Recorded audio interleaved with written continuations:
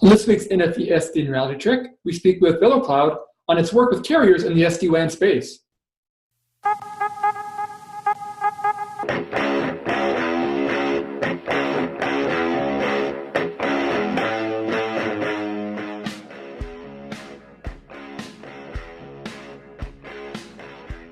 All right, thanks for joining us on this week's NFV SDN Reality Check. I'm your host, Dan Meyer, Editor-in-Chief at RCR Wireless News. And this week we're joined by Mike Wood, who's the VP of Marketing at VeloCloud, to talk a bit about the company and its work in the SD-WAN space. So yeah, Mike, thanks for joining us this week. We appreciate it. Dan, thank you for having me. Very good. And maybe start off with maybe a little background on the company for those that don't know much about VeloCloud, maybe a little bit of history on the company, kind of what you guys do, how do you guys participate in the telecom space? Yeah, absolutely. So VeloCloud was founded back in November of 2012, and the company was founded with the intention of really creating the next generation of wide area networking. We saw a lot of issues, challenges, and areas where traditional wide area networking was breaking down. We took a very unique approach in that we created a cloud-delivered SD-WAN architecture, which is unique in the world, and took that approach towards addressing both enterprise needs, but also the requirements that service providers have, globally for delivering this type of service and this next generation of wide area networking.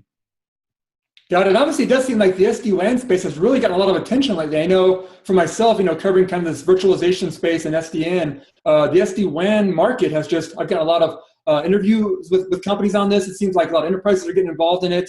Obviously, the carriers are as well. I guess what's the company's general view on how that space has kind of evolved? And it seems like, enterprises are getting a lot more interested in the process there. I guess what's the company's view on how that space has kind of evolved and developed?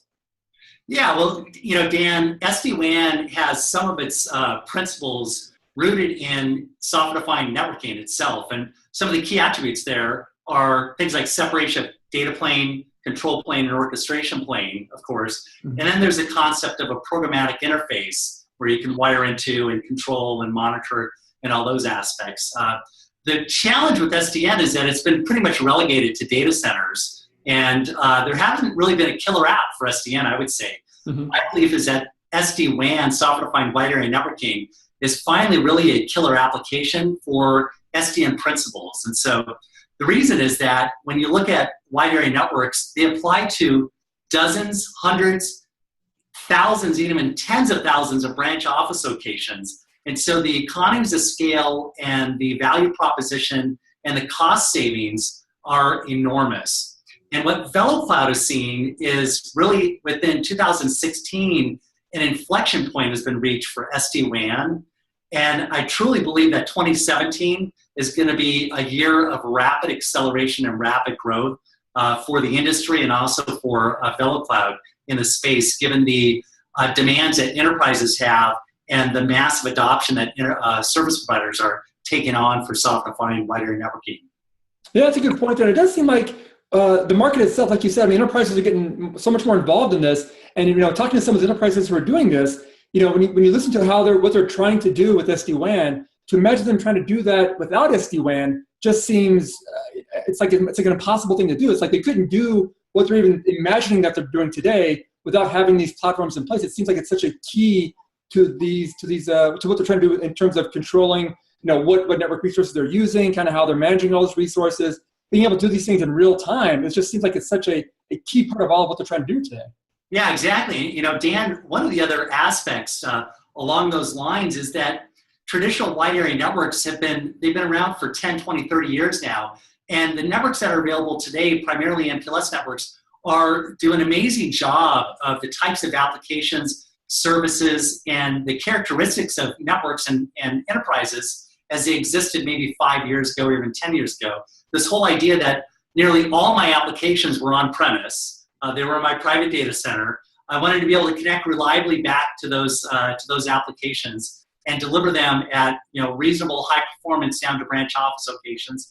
Maybe I didn't need an enormous amount of bandwidth because things like high definition video and unified communications and a lot of these cloud applications didn't exist. That whole model gets completely shattered when you look at things like cloud-based and internet-based resources and applications and compute and storage. All these capabilities are now in the cloud, or many of them, for enterprises consuming them, out of the cloud. And the traditional wide area network is completely unable to address that reliably and efficiently.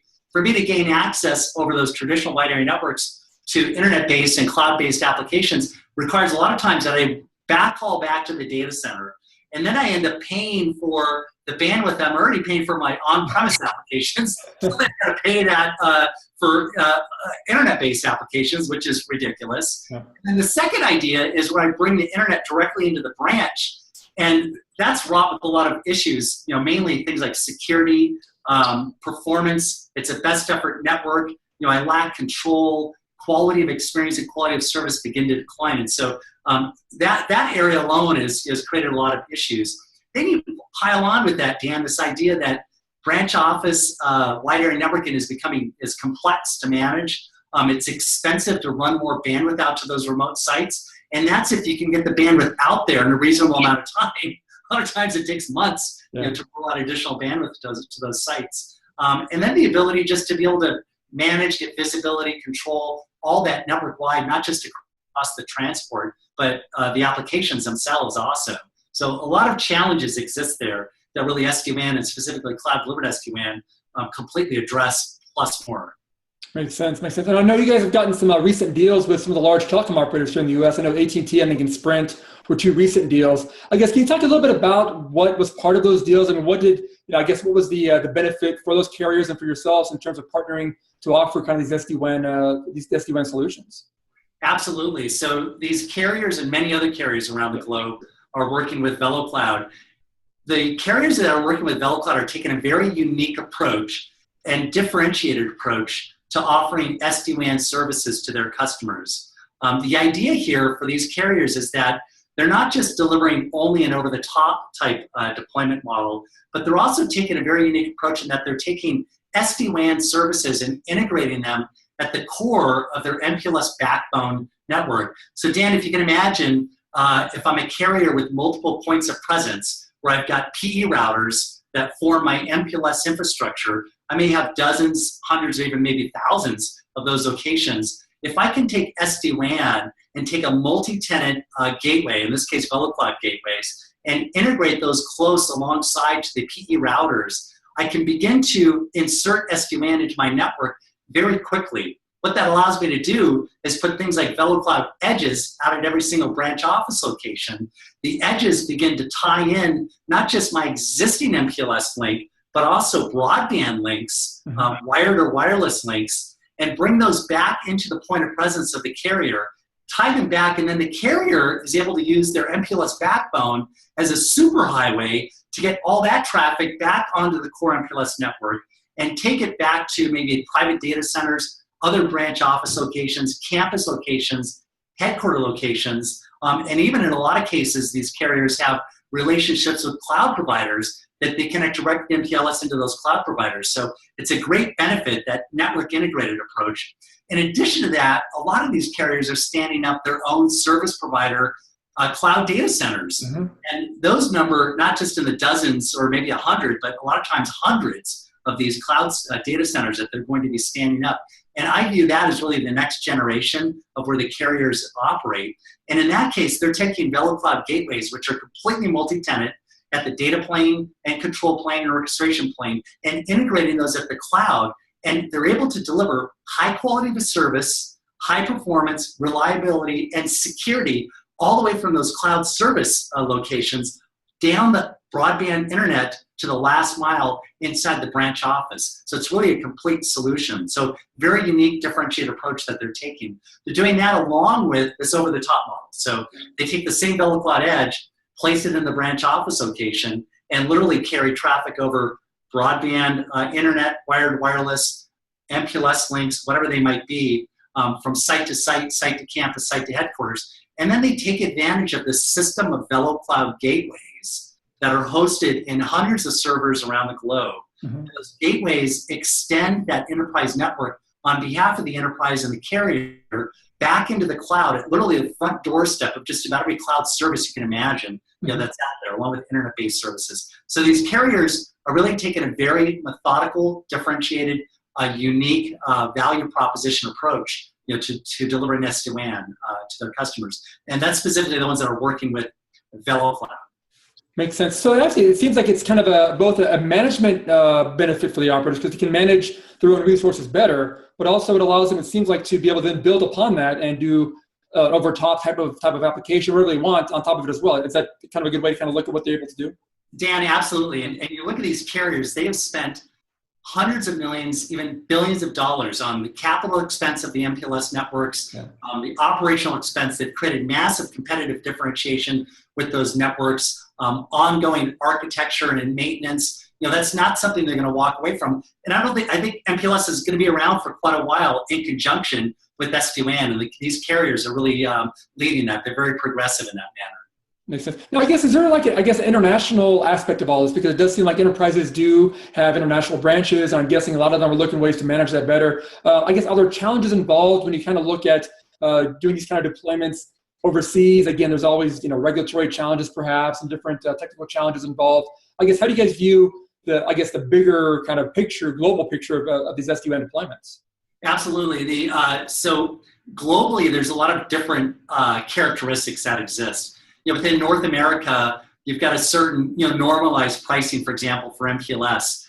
As you go into Europe, it becomes a little more expensive. Asia Pacific, it gets even more expensive.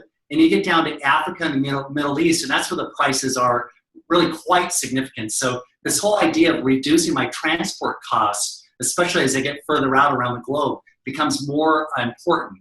Another component of all this is that a lot of times in some of these other countries, you end up running into conditions where the networks, both the private networks, believe it or not, Dan, MPLS in some cases, and then certainly broadband, whether it's fiber, wireless, DSL, or cable, you often run into quality issues. Yeah. And that includes what I like to call the three horsemen of network impairments. You've heard of them, Dan. It's cost, it's delay, it's jitter. So VeloCloud is constantly measuring that across every single link that's coming into the branch office, regardless of where it sits around the globe. And what we do is we steer proactively and dynamically the applications that are most important to you across the best possible links. So if you have high priority applications, we make sure at a very low level within the stack that we're steering that application across the link that's got the best performance. And so that's really important globally because a lot of these links have variable performance. One time of the day, they're exceptional, but then they drop down. But that's not really enough, right, Dan? I mean, you can steer around the issues, but what if the issues exist you've only got one link, or you've got two links or more, and all the links have got poor performance relative to business critical traffic. In that case, what VeloCloud is able to do around the globe is activate remediation. And VeloCloud literally surgically goes in and repairs the links for the applications that matter. A good example here is Skype for Business might be a very high priority application for your business. Skype for Consumer, well, maybe it's a lower priority application.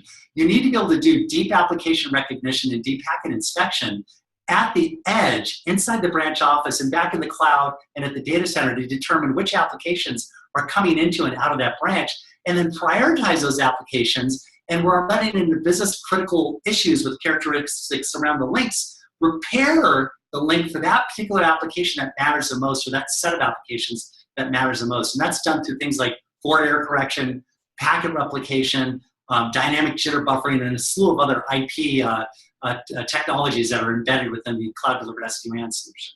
Interesting. Yeah, I've always thought too, whenever I talk to companies about these platforms, to me it would seem like as SD-WAN gets more and more adopted out there, that it should theoretically help improve networks around the world, because obviously these network providers don't want to be kind of slid down the scale of usability for enterprises. So you would think at some point if they start to realize, hey, our networks are performing very well, these things are steering around us, maybe we should maybe do some work on our network and make it better. Exactly. It's one of those things that almost maybe improves the breed at some point as well too. That's right. And sometimes these carriers don't have a lot of control over the entire end-to-end network. So especially when you look at a tier 2 carrier, where maybe they're running into issues and quality issues over their links that are going out to a select number of their users, they put VeloCloud in and it knocks out the issues. It's able to mitigate and remediate the issues that are on those links and steer around issues that might exist also. So it brings them up in terms of class from being really a tier 2 to really a tier 1 in terms of the quality of experience, the application performance, and the guarantees that they can provide to their end customers. So we're seeing that. And you mentioned another point, Dan, which was the whole idea of over the top. And I remember over the last decade, as the internet has become more pervasive, and a lot of carriers are providing a lot of that internet traffic, backbones and last mile. There was this concern around some of the carriers becoming really transports, bit pipes for all these over the top, application providers. Yeah. Now, I think we're beginning to see that reverse. That a lot of the carriers, these forward progressive looking carriers, are now becoming their own over the top providers, not only over their own networks, but over other networks, BYOBB, bring your own broadband network, model. So they're really able to transform their business model and offer more value-added services on top of their networks and third-party networks also. Yeah, interesting. Yeah, and I know it definitely seems like it helps out those smaller operators as well, like the tier 2 guys you're talking about. They're able to now really compete on a global scale, really, with the big operators out there, because they can tap into all these various networks out there, have ways to manage it for the enterprise customers, that they can really go to a big company and say, hey, we can do the same thing that these guys are doing. We might be a smaller company in general, but we've got the same capabilities that everybody else has, same access to the same networks. So it does seem kind of embolden those companies to be a little more aggressive out there in space. It almost reminds me a little bit of, and you'll remember this, the CLEC model, competitive local exchange model. The big difference there was that for CLEC, you had to either own that last mile link, or you had to borrow it or lease it or rent it or do something to have a partnership. In this case, that's gone. You don't even need that. Yeah. And so you're absolutely correct. It's the tier 2 and tier 3 carriers that are able to come in and grab additional revenue and market share and customer base that they didn't have access before. We're seeing regional carriers suddenly become national carriers and global carriers because they can literally expand their footprint instantly with this type of a model. Makes sense. Now, I guess, are there any concerns or any challenges in terms of the scalability of all this? Because it does seem like, there is, these are big networks out there and a lot of control going on for these enterprises. Are these SD-WAN platforms and VeloCloud's platform, are they to a point now where the scalability is not an issue anymore? Yeah, exactly. So, depending on, it really comes down to the architecture. And there's several different types of architectures that are being considered for SD-WAN. One architecture is the single function device. These are WAN optimization devices, WAN path controller devices that started literally as a hub and spoke, head into remote site location, and are attempting to pivot into this SD-WAN market by adding features to attempt to get to an SD-WAN architecture. Then you've got the router model. We know all about that, hub and spoke, and the way that those connect up. Again, attempt there to add features. We've got the middle mile model, which is more of an MPLS core alternative. And then you've got the pure play SD-WAN model, which has got a set of features but doesn't really extend into the cloud. And then you've got the cloud delivered SD-WAN model. My belief is that based on everything I've seen with customers, for example, we've got the world's 2 largest SD-WAN wins verified by independent industry analysts. One is nearly 20,000 sites. The other one's nearly 5,000 sites. So scalability, depending on the architecture, is not an issue. And I think what it really comes down to is the ability to scale security. So we've looked at things like, in the past you've had VPNs, static VPNs, dynamic, multi-point VPNs. All those type of models are really don't end up having the scalability to get you to tens of thousands of sites. And so this cloud-delivered SD-WAN architecture gets you to that level of scalability, the way in which keys are shared and authentication occurs and data and control traffic is encrypted, ends up being part of the special sauce relative to those type of architectures. Specifically, I'll say VeloCloud's cloud-delivered SD-WAN architecture. That makes sense. Obviously, yeah, I know security is always a big issue, and it seems like it's becoming more and more important for these operators, especially enterprises. Again, they've got all these employees who've got their own devices running out there and on various networks around the world, and you want to always make sure that you've got the security from the device all the way back to the inside the enterprise. So being able to secure and scale that security is always a big part of all this. Yeah, and another great point to that, Dan, is that with security, it doesn't always just come down to what you can deliver on your own for security as a solution, but what's even more important is what does the technology partner ecosystem look like for security and other services also. Mainly with security, the ability to service and cert security at the branch office location. Maybe you do some virus scanning at the branch office or firewall capability there, but then also the ability to service and cert services at the private data center, for example, maybe I'm doing cloud, but I run data link protection. And I don't want to have my data link protection in the cloud. I don't want it on premise in every single branch office, not going to scale, but I want specific traffic to come back to my private data center and be service inserted there at the SD-WAN edge. Third service insertion for security and other applications and services is in the cloud. I think that we're going to see more and more of these security services be stood up inside the cloud. Things like secure web gateway, virus scanning, malware detection. All those type of services can be performed in the cloud at scale. You don't need to send all the traffic there, just the traffic that's relevant, and you perform that service insertion there, and then move that traffic along its way to the wherever its destination is within the network. So totally agree. Security, enormously important, and the ability to service insert at multiple points is, I think, even more important. Interesting. So I guess maybe as a final wrap-up question for this, I guess as you guys look ahead a little bit, I mean, what are some of the bigger challenges facing both VeloCloud, but also kind of the SD-WAN market? I mean, it does seem like, I know in terms of the SDN space, there's always a lot of concern when it comes to interoperability and for, everybody kind of being on the same page in terms of making sure the platforms can actually talk to each other. Is that a concern for SD-WAN deployments? Or I guess what's kind of VeloCloud's maybe bigger challenges that you guys see over the next 6, 12, 18 months or so? Yeah, I think initially highest order bit with that is really keeping up with the demand. So in 2017, we're going to be feverishly trying to keep up with the demand that we're seeing. We're at the point now, only in 2016, that we've got nearly 50,000 sites, 50,000 locations that are in various stages of deployment right now. We expect that to increase dramatically. So talking about challenges, I think that the ability to scale into the cloud as we see half or more of application services and compute and storage being really shifting to the cloud, the ability to have an architecture that extends to the cloud and at the economies of scale that are going to drive down your costs. So in other words, we're looking at the model like an Amazon AWS or Microsoft Azure, where you're able to take multi-tenancy, multiple roles-based, and the ability to run on a single server, multiple tenants across the board is really going to drive up the economies of scale and allow businesses to drive down the costs. But the ability to extend that into the cloud, I think, is going to be critical, going forward. I think that's probably the biggest challenge.